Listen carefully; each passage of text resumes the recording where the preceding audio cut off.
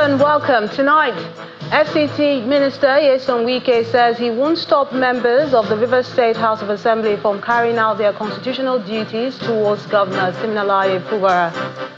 Vice President Kashim Shettima reaffirms federal government's unwavering commitment to ensuring lasting peace, stability and economic development in Plateau State and across the country. Kano State government clarifies appeal court ruling on Emir Sanusi's reinstatement. A United States expels South African ambassador for being a race-baiting politician. And on business news, Nigeria's gross forex reserves reports its first rebound after 9 consecutive weeks of decline amid a slight improvement in foreign exchange inflow. And on sports news tonight, Newcastle United is eager to end a run of 56 years without winning a title in Sunday's Carabao Cup final against Liverpool, desperate to win a trophy under Arne Slot.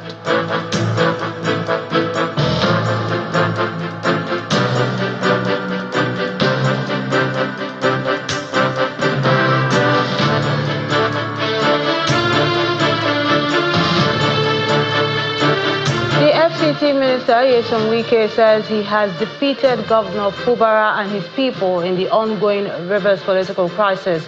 The minister, who made this known at a Thanksgiving service in Abalama, River State, accused the governor of surrounding himself with enemies who would drag him down. He added that he wasn't going to stop members of the River State House of Assembly from carrying out their constitutional duties towards the governor as they deemed fit. And let me tell you, I'm not going to stop Assembly from performing their constitutional duty. Assembly should be allowed to perform their constitutional duty. People who love peace don't threaten people. The more you threaten, the more you worsen the situation. Assembly people must do their work. Whatever they deem necessary and fitting, that is constitutional, they should do. I'm not going to stop anybody from carrying out peace or powers. I'm not doing that. Secretary to government, his brother George, Justice Dalaguru, to give expertise order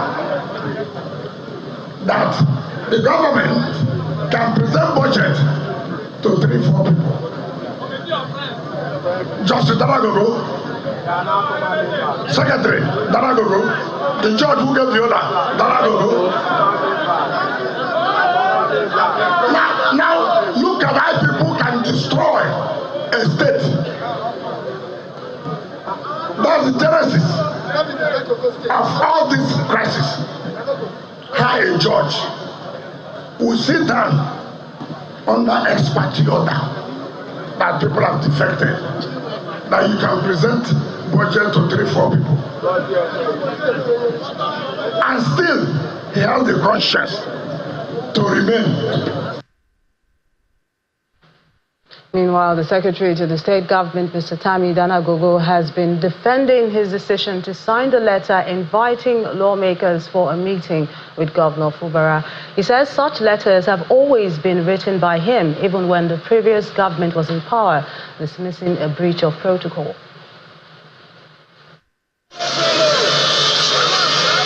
The peak in the ongoing political crisis in River State is a standoff between the executive and legislative arms of government, where correspondences between both parties were reportedly rejected. One of the most controversial issues is the letters signed by the Secretary to the State Government, SSG, inviting the Speaker of the House, Martin Amawule, and other lawmakers to a meeting with Governor Siminalayi Fubara. The letter sparked widespread reactions, with the former governor and current FCT Minister Nyesom Wike dismissing it as useless during a recent media chat. However, the author of the letter maintains there was no breach of protocol. We all know when it comes to formal correspondence in formal matters, yes, Governor writes directly to the Assembly. And of course, that is what he did when he was coming for the formal correspondence in respect of going to present budget. Yes, but when it comes to informal discussions, and I have always done it. I did it even in the previous government. I have done it now, but well, this is not a usual or normal circumstance. That's why it is becoming a topic for discussion. As tensions escalate and Governor Fubara is barred from accessing the State Assembly complex, a former lawmaker and immediate past chairman of Thai local government area is criticizing Speaker Maule for failing to extend the same respect to Governor Fubara that he once accorded former Governor Wike during his tenure as House Leader.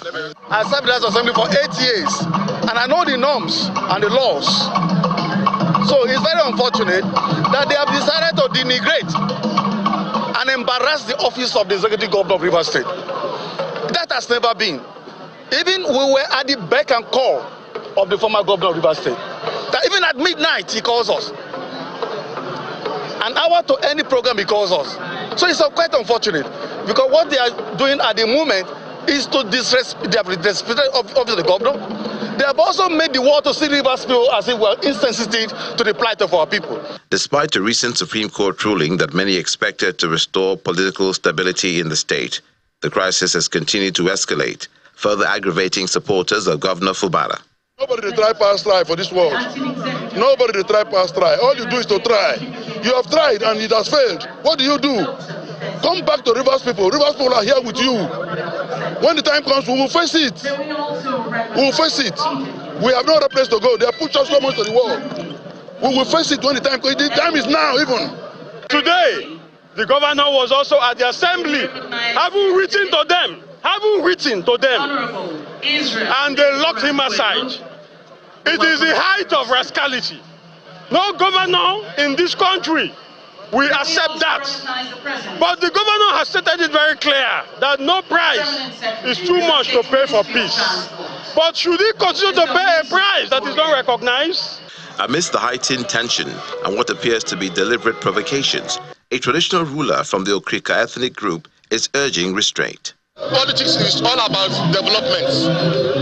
Whatever wars they are fighting, battles they are fighting, they should remember, we, the downtrodden, will suffer.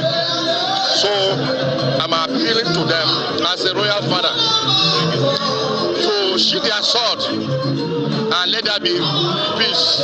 The crisis appears far from over, as lawmakers have proceeded on an indefinite recess despite Governor Fubara's notification of his intent to represent the budget in line with the Supreme Court ruling. Whether this will take place on Wednesday, March 19th, or at a later date remains at the discretion of the Assembly.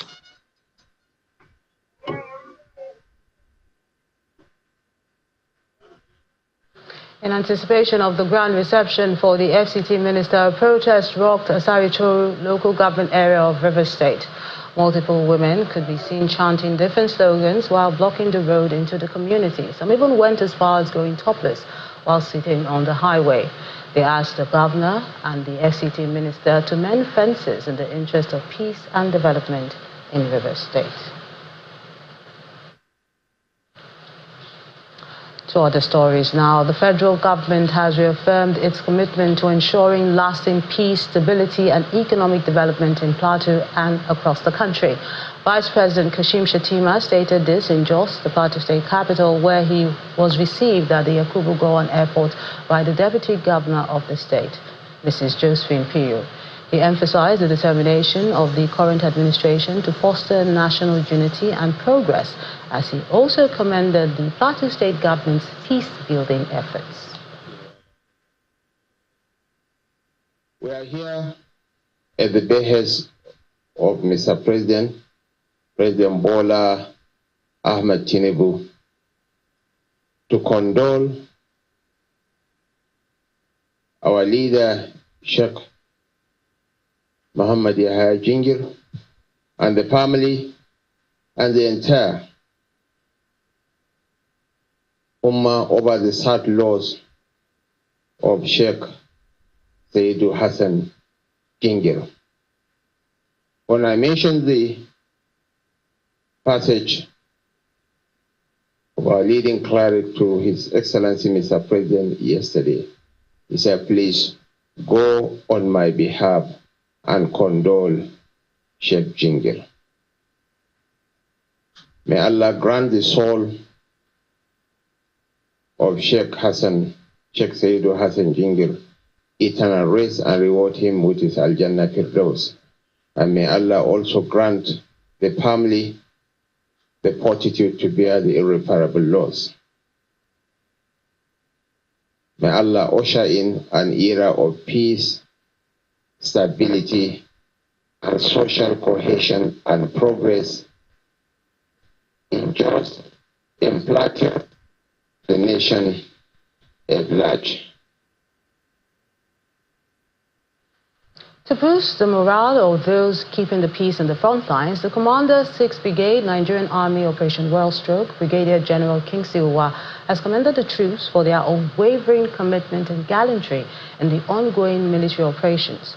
Launched across the 6 local government areas of Taraba State, the operation aims to dismantle bandits coming from neighboring states. A press statement issued by the Acting Assistant Director, Army Public Relations, says the operation is to restore peace and security in the area so residents can engage in farming activities without fear. The commander praised the troops for their resilience and urged them to redouble their efforts in sustaining the momentum against banditry, kidnapping, and other crimes. He also encouraged the general public to support security operatives by providing credible information that will aid ongoing operations. 6 suspected kidnappers have been neutralized and 4 victims rescued in Osisi-Omangwa local government area, and that's according to the State Police Command, which said it also recovered 2 AK-47 rifles, 6 magazines, and 34 rounds of live ammunition from the scene. A statement by the spokesperson of the command, Maureen Chinaka, indicated that the police command received the report that some victims were kidnapped by armed men and mobilized to the scene. The command has also assured residents that it's working hard to nip crime in the bud, and for any committed, the suspects will be tracked down and apprehended. To other matters now, the Kano state government has reaffirmed that the Court of Appeal's ruling on the emirship dispute remains valid, dismissing claims that it has been overturned. The Attorney General and Commissioner for Justice Haruna Isa Dederi clarified that the court's decision to grant a stay of execution does not nullify the previous judgment, which upheld the repeal of the Kano Emirate Council Law 2019 and reinstated Muhammadu Sanusi II as the 16th Emir of Kano. The respected panel of justices heard and granted the application for stay pending the hearing and determination of the existing appeal before the Supreme Court. The Court of Appeal that entertained the application of Alhaji Aminu Baba Nang Agundi did not set aside the judgment the same court delivered on the 10th of January 2025. The judgment is still valid and subsisting until the determination of the appeal before the Supreme Court of Nigeria. The Kano state government has already instructed its lawyers to closely study the outcome of for the determination of the next line of action in accordance with our extant laws.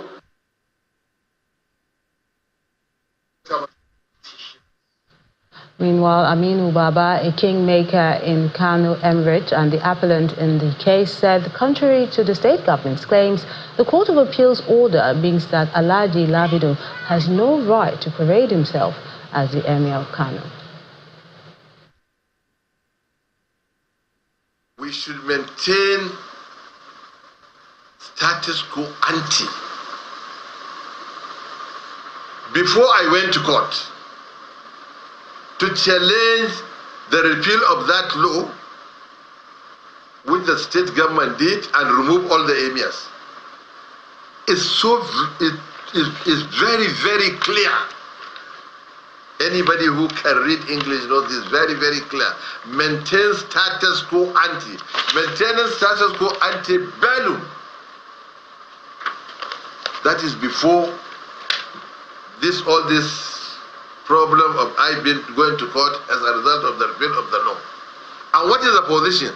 The position is that Alhaji Aminu Ado Bayero, His Royal Highness, is the Emir of Kano and all the other emirs. That's what it means. So it's not a question of stay of the execution of that order, as I've been hearing. That is not the issue. In part two, after the break, Edo State government launches federal government's loan initiative in collaboration with Nel Fund. That's in a moment. Join us again.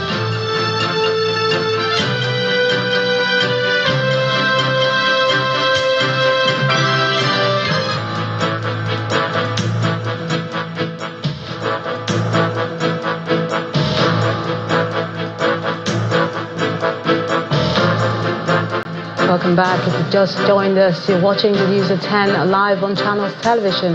A reminder of our top stories. Minister of the FCT, Eson Wike, says he won't stop members of the Rivers State House of Assembly from carrying out their constitutional duties towards Governor Fubara. Vice President Kashim Shettima reaffirms federal government's unwavering commitment to ensuring lasting peace, stability and economic development in Plateau and across the country. Kano State government clarifies appeal court's ruling on Emir Sanusi's reinstatement. And the United States expels South African ambassador for being a race-baiting politician.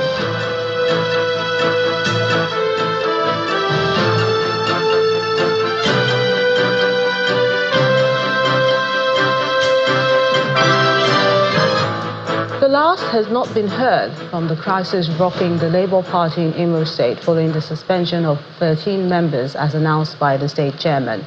He mentioned that the decision to suspend the members was unanimously reached by the SEC, citing reasons such as insubordination, indiscipline and attempts to instigate internal conflict within the party. During the meeting, members of the SEC also passed a vote of confidence on the national and state leadership. Our correspondent, Eitokwe Kute, has this report. Confidence on here at the Labour Party Secretariat in Owerri, Imo State capital, of members of the State Working Committee, local government chairmen and their secretaries from the 27 local government areas of the state. The meeting aims to address the growing crisis threatening the party's stability. After about 2 hours of deliberations, some motions are moved and seconded. The first motion reaffirms the confidence of the party's national and state leadership, while the second calls for the suspension of 13 members over allegations of misconduct. I want to know the motion that we are solidly behind the national chairman of the Labour Party, Barrister Aburi and Chisesko. And these SEC members are also solidly behind our state chairman, Barrister Callistus Ihediakwa. Those in support of the motion, every moved and every seconded, passing vote of confidence on the state chairman, Callistus Ihediakwa, KLJI JP, signify by saying aye. The state chairman, Callistus Ihediakwa, elaborates on the resolutions passed during the meeting. SEC in section also reviewed the recent disobedience, the recent indiscipline, and the recent act of insubordination, the recent act of dragging the party and its leadership in Imo State to the mud. The motion was duly seconded, and votes, both voice votes and counting, was taken. Record from that vote shows that 63 members voted solely in support for the suspension of those disobedient, indisciplined members. However, the state legal advisor and one of those suspended committee members, Emeka Ijirika, dismisses the suspension as baseless. He describes the chairman's action as a calculated distraction aimed at avoiding scrutiny over allegations of anti-party activities. That is a very big joke. And you know that is null and void and of no effect. He's a lawyer, he knows now. He's a lawyer, he knows the party constitution. He knows that he, as the chairman, does not have even the power to do that. So that's a joke. There's nothing like that. First of all, this is a chairman who is facing probe for anti-party activities. This is a chairman who is facing probe for financial recklessness. This is the chairman who is facing probe for arbitrary use of power, illegal use of power. So you see, sometimes that's what they say in Nigeria. When you fight impunity, when you fight corruption, definitely corruption has a way of fighting back, and that is what is happening. As the Labour Party in Imo State grapples with this internal crisis, hopefully the crisis will be settled quickly, as further crises will no doubt shape the party's future political engagement in the state. Ejitope Kute, Channels Television News. To education now, President Bola Tinubu has been praised for providing avenues to make quality tertiary education accessible to Nigerians interested in acquiring higher learning. The Deputy Governor of Edo State, Mr. Dennis Idahosa, shared these thoughts during the launch of the federal government's free interest loan initiative, NELFUN, in Benin City, the Edo State capital. Our correspondent, Jessica Olobose, has this report. Assembled in the festival hall in the government house Benin City, the Edo State capital, are government officials, parents and key stakeholders in the education sector and top management of the Nigerian Education Loan Fund, NELFUN, from Abuja, including the managing director of the fund, for the launch of the federal government's initiative in Edo State. Education puts every child at par with children from other parts of the world that practice excellence. There's no way you tell me that education is a scam. Thank you very much. Thank you for that. So there's a lot we can benefit from being educated. The initiative to enable Nigerian students of state and federal tertiary institutions to access interest-free loans to fund their education came into operation in 2024. The managing director of NELFUN, Akintunde Sawyer, shares basic information, including the ease of access through the NELFUN online portal. The national identity number, name, your JAM number, or your children's JAM number, because they are the ones who are applying. Their matriculation number, which is the number that is provided by the institution studying. If they're not already matriculated, then they may have an admission number that is also admissible. And because it is a loan and involves the transfer of money in one direction and then perhaps later in another direction, it has to be done through a formal banking system. So we also require the BVN and of course some bank details from those who are applying for this loan. The Deputy Governor of Edo State, representing Governor Monday Okpewulu, in his message to launch the initiative in Edo State, highlights the significant relief the fund brings to parents and students, easing the financial burden of accessing higher education. The initiative is a huge relief for both parents and students who are into self-sponsorship.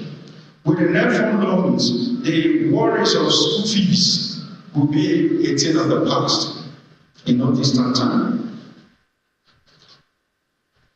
I want to also use this opportunity to thank the President of the Federal Republic of Nigeria, Senator Ahmed Bola Tinubu, for this laudable initiative. According to the NELFUN, the regional breakdown of loan applications reveals that the South-South states have underutilized the facility since its inception.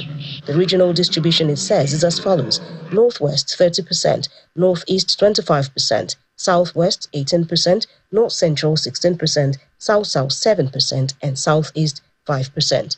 To address this disparity, the fund's operators say they are implementing measures to increase awareness and information dissemination across the country. Jessica Olobose, Channels Television News.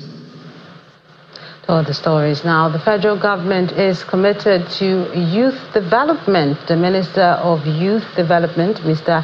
Ayodele Olawande, made this known during a courtesy visit to Yobe State in company of the President's son, Mr. Sheyi Tinubu. He explained that there are many initiatives tailored for young people under the current administration of President Bola Tinubu. We know that the president has you in mind. The president knows your plights and everything. Every possible thing that you know that it should be done will be done. As the Minister of Youth Development in this country, we have great initiatives that are for the young people.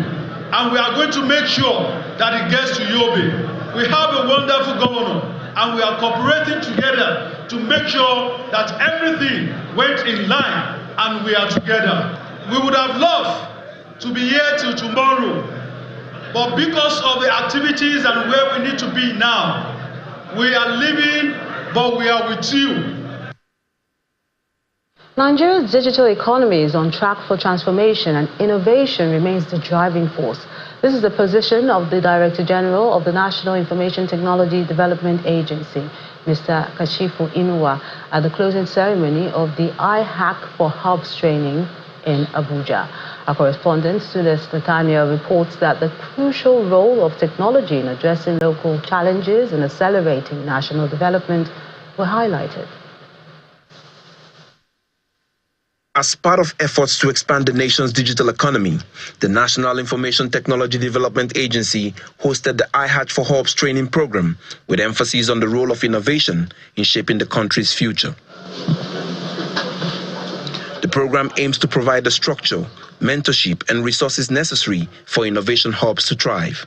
We want them to use technology to solve local problems in their own states. We train people from the state. They can use technology. For example, in your state, if you have agriculture, how can you train the smallholder farmers on using technology to monitor the weather, to know when to seed, to know when to put fertilizer, and so on? Priority areas that the President is giving based on his mandate to leverage innovation, to accelerate and to catalyze.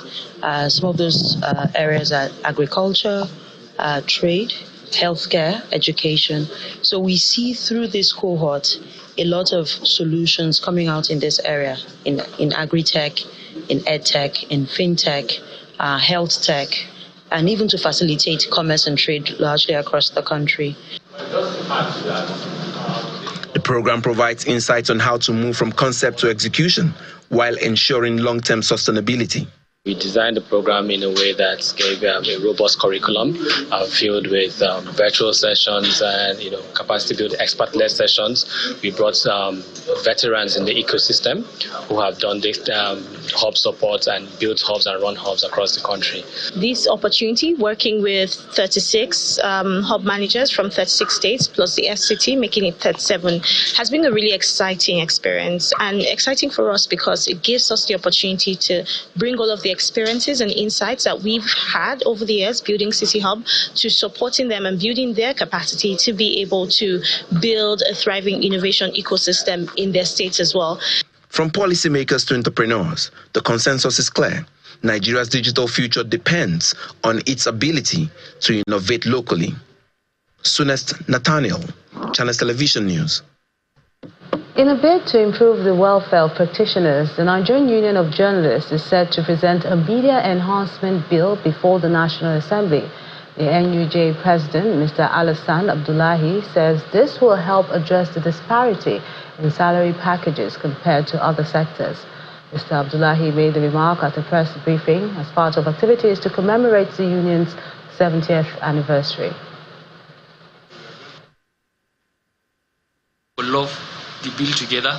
Let's work together. Nobody has monopoly of knowledge, and at the end of the day, we'll be able to achieve that. I want to assure you, and I want to appeal to our colleagues.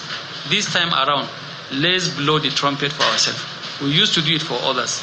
This time around, it is high time for all of us to stand firm, support this bill by the time the bill is presented before the House Assembly. And I believe the National Assembly is ever ready to support us and give us that leverage so that we'll be able to have what we call media enhancement bill in this country.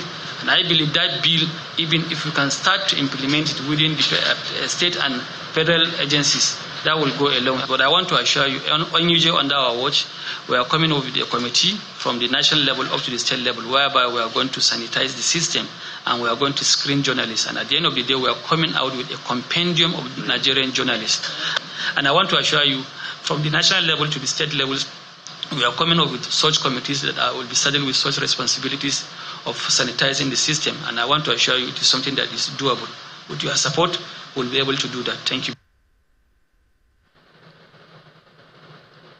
Still ahead on the news at 10, Nigeria's gross forex reserves records its first rebound after 9 consecutive weeks of decline amid slight improvement in foreign exchange inflows. That's on Business News. Please stay with us.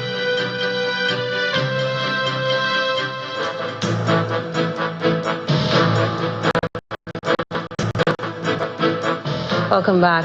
Lagosians should be ready to pay a token for public water once the ongoing water projects are completed. This is according to the Lagos State Special Advisor on the Environment, Mr. Olakunle Rotimi Akodo, who made this known during a media briefing at Alausa Ikeja to present achievements of the wash interventions in Lagos State. He says the state government will supply about 70 million gallons of water daily when the project becomes functional. Lagos is a low-lying state surrounded by water, yet not so many residents have access to potable water. According to the 2021 WashNum statistics, 55% of households in Lagos have access to safely managed water supply services, which can be linked to rapid population growth. In addressing this challenge of lack of access to clean and potable water, the Lagos State government, in collaboration with WaterAid since 2021, has taken bold steps to boost water, sanitation and hygiene supply chain to vulnerable communities in the state. And the team from WaterAid is here at the Ministry of Environment and Water Resources to reel out some of its achievements in the last 4 years. There is the Kimberly Clark project, which is sanitation and hygiene improvement project. The target is 45,000 lactating women, adolescent girls and other persons. What is the aim? To improve hygiene behaviors among vulnerable populations. The key locations are Ojodu and Ikorodu North LCDA.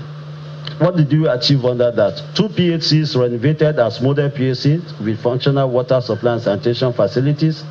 Medical equipment worth over 30 million procured and supplied to these 2 PHCs.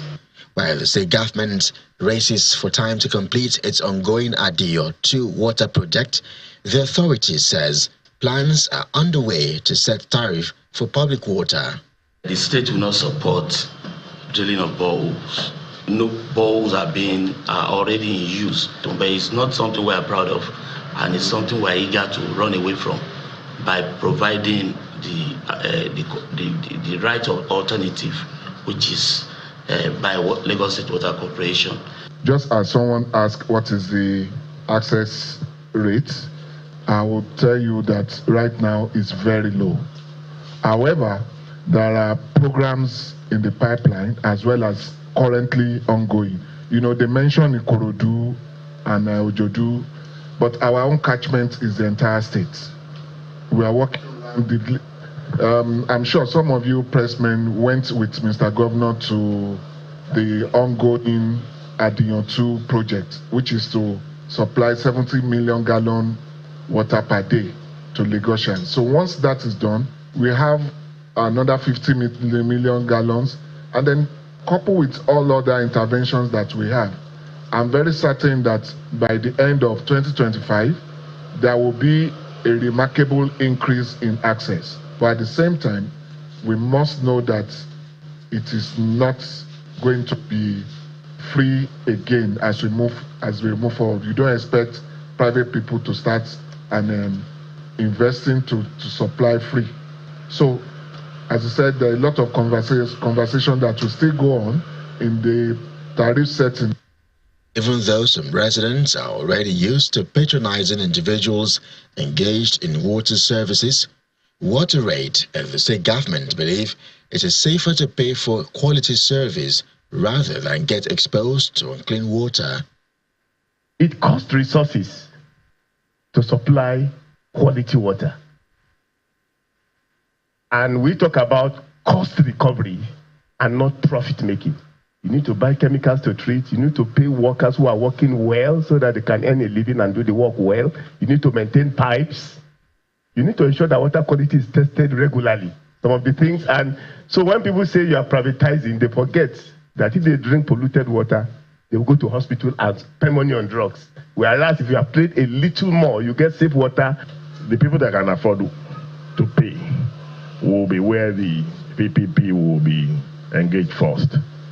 So the other one will be subsidized. Gradually we can get to the level where they can pay something back, for cost recovery.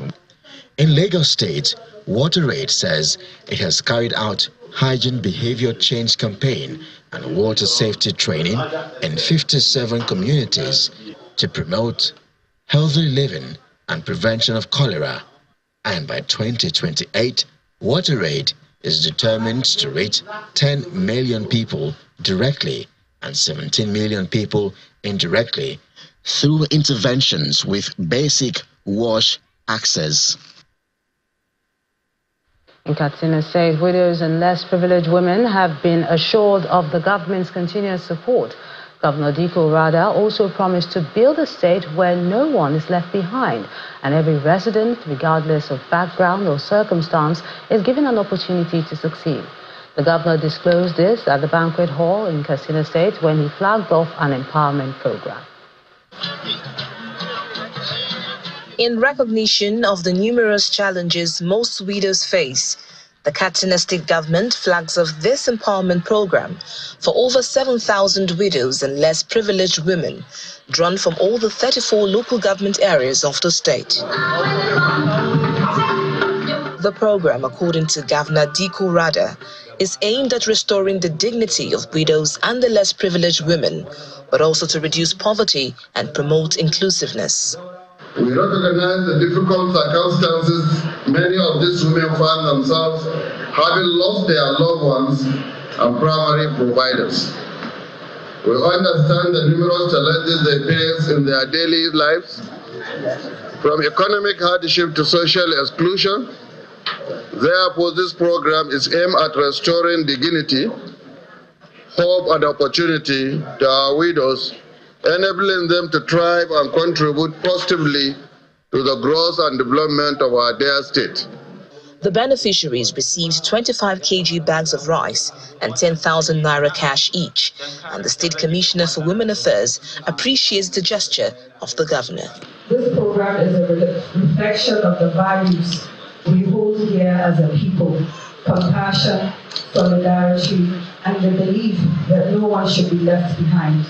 It is also a demonstration of the inclusive governance championed by His Excellency Kano Emirate, who has consistently prioritized the welfare of women, children, and the less privileged.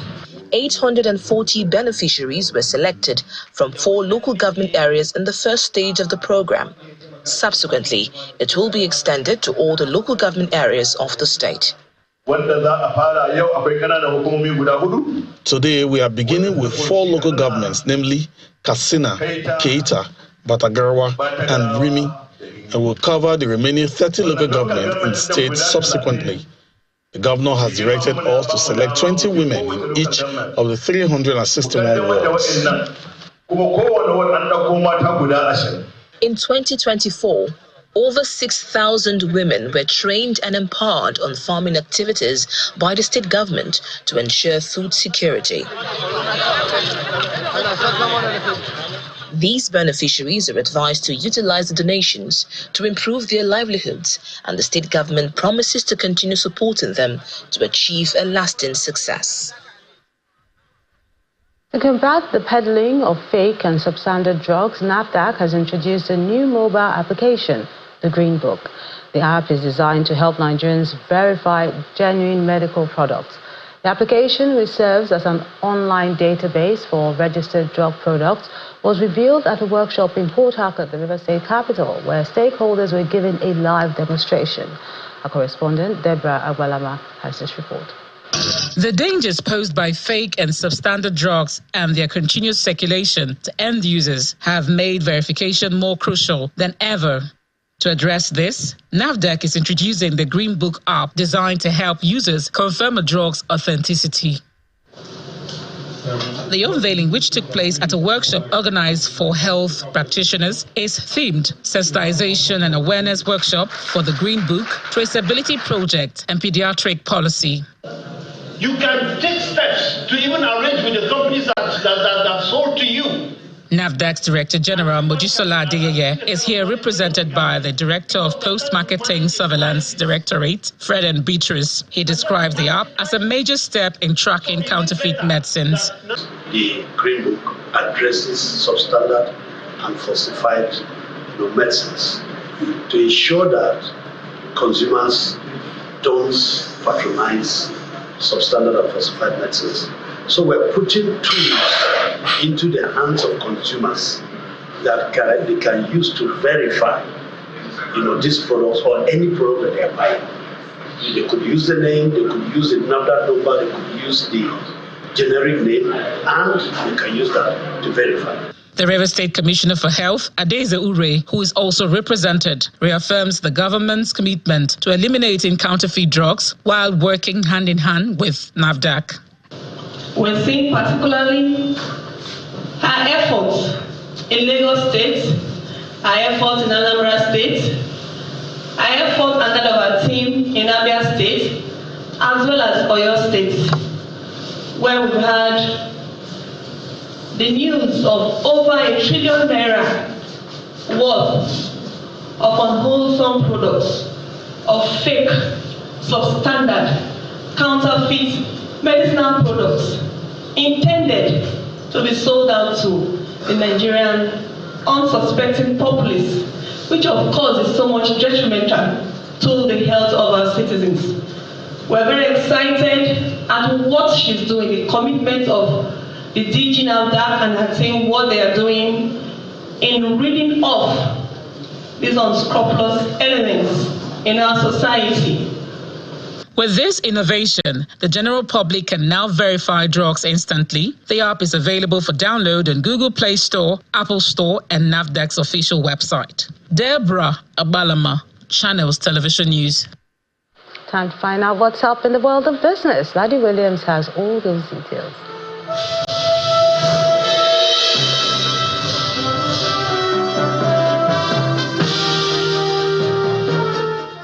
Thanks, Melinda. Well, after 9 consecutive weeks of decline, Nigeria's foreign exchange reserves has recorded its first rebound as it increased by $12.06 million to $38.36 billion as March the 12th. Traders and analysts attribute the moderate gain accretion in the country's dollar reserves to the improvement in foreign exchange inflows from various sources into Nigeria. However, the latest data, according to the central bank's website, remains far from the $40.92 billion gross reserves level of the external buffers, which gives the CBN its firepower to defend the naira.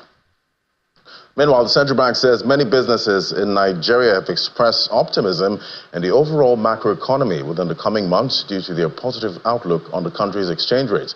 This is contained in the Financial Market Regulator's Business Expectations Survey for the month of February, where all sectors showed better assumptions on their operations for the next month, as well as the next 3 to 6 months. The CBN says in line with the favorable expectations, the respondents say they hope to employ more workers for their businesses this month. And still with the CBN, the Apex Bank says it expects the country's high inflation rate to moderate, particularly in the month of February, following a survey carried out across the with the National Bureau of Statistics on businesses and households. In its latest report, the CBN says its survey indicates that the respondents expect the level of inflation to gradually reduce over the next 6 months. For the current month, the CBN explains that businesses and households believe that energy costs, exchange rates, and interest rates, as well as insecurity, influence their perception on the inflation rate for February.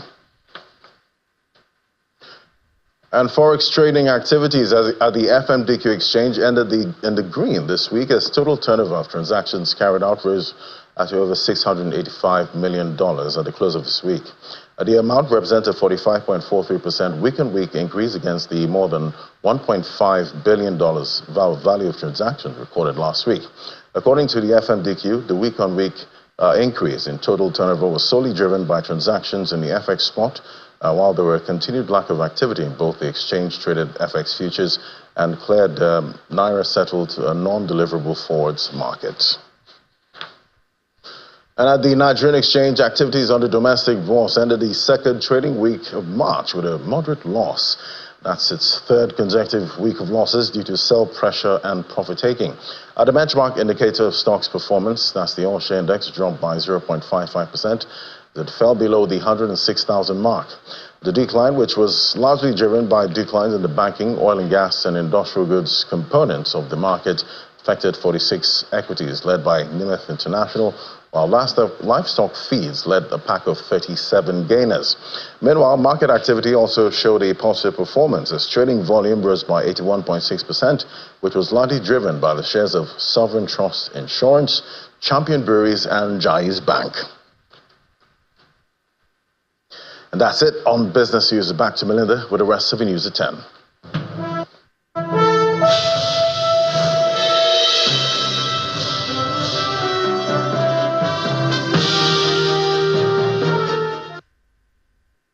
Thanks, Laddie. On the international scene, UK Prime Minister Keir Starmer says the military is planning to protect a potential Ukraine ceasefire, which is moving to an operational phase after a virtual meeting with 29 other world leaders. According to the Prime Minister, military leaders will meet in London on Thursday to put strong and robust plans in place to swing in a peace deal and guarantee Ukraine's future security. The meeting follows Ukraine's agreement to a 30-day ceasefire after talks with the United States. Russian President Vladimir Putin also agreed with the idea, but set a number of preconditions for the peace deal. South Africa's ambassador to the United States is no longer welcome in our country, and that's according to the United States Secretary of State Marco Rubio. In a post on X social media platform, Mr. Rubio accused Ibrahim Rasool of hating the United States and its president, Donald Trump, and described him as a race-baiting politician. Responding in a statement, the Office for South Africa's President, Cyril Ramaphosa, called the decision regrettable and expressed the country's commitment to building a mutually beneficial relationship with the United States. The move against Mr. Ibrahim Rasool is the latest in rising tensions between the United States and South Africa. Let's find out what's happening in the world of sports. Olimide Macaulay has details.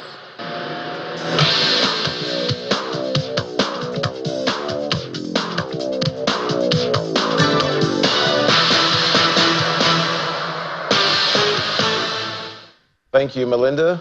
Nigeria's under-17 women's national team, the Flamingos, have moved a step closer to qualifying for the FIFA Under-17 Women's World Cup.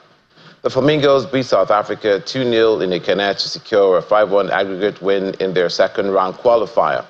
A goal each from Harmony Chidi and Aisha Nimashang was enough to earn Coach Bankole Oluwakure's girls a well-deserved win. In the English Premier League, Jake O'Brien scored a last-minute equalizer to salvage a draw for Everton against manager David Moyes' former club West Ham, with the game ending 1-1. Nottingham Forest underlined their top four credentials with a comfortable 3-0 win over relegation-threatened Ipswich Town at Portman Road. Manchester City stumbled again in the battle to secure a return to the Champions League as they were pegged back twice by fellow top-5 challengers Brighton in an entertaining 2-2 draw at the Etihad Stadium. Jurgen Strand Larcher scored twice as Wolves moved 9 points clear of the bottom three with a 2-1 victory over beleaguered Southampton at St Mary's. Liverpool defender Trent Alexander-Arnold is facing an extended spell on the sidelines with an ankle injury, ruling him out of Sunday's Carabao Cup final against Newcastle United.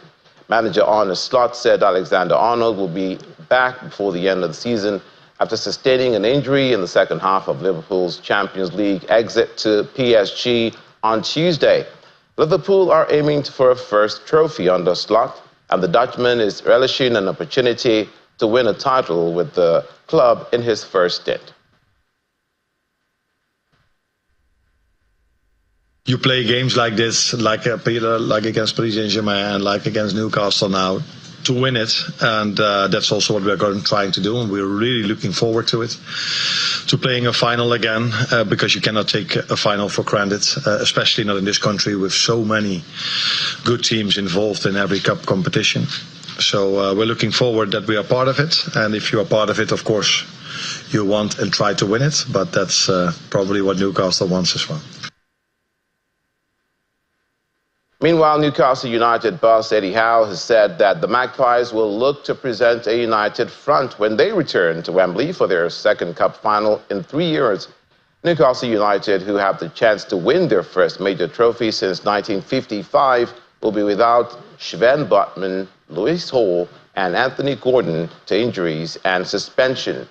Howe reiterates his burning desire to end the silverware drought in the Carabao Cup final against holders Liverpool on Sunday. This should be inspiring for us, not a negative. And I understand it will be a negative or perceived negative for a lot of people, but we're trying to look at it the other way around. A chance to make history for us as a team. That's very rare in football. You get very few opportunities to do that.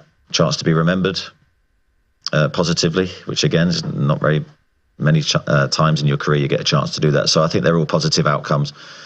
And I want the players to look at it that way, as I said earlier, to attack the game and to give a good representation of us. That's it on Sports News. Melinda, back to you.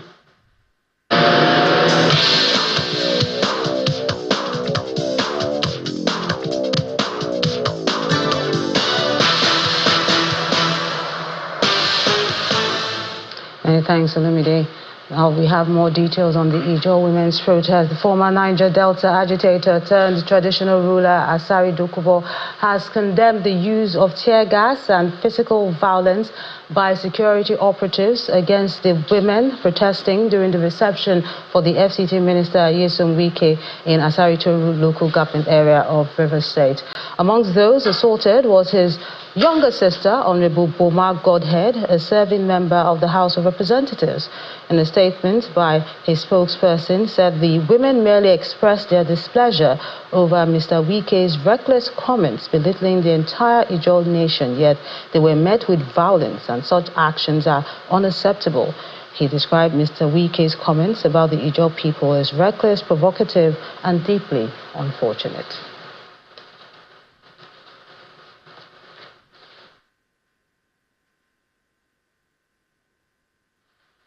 And the main news again.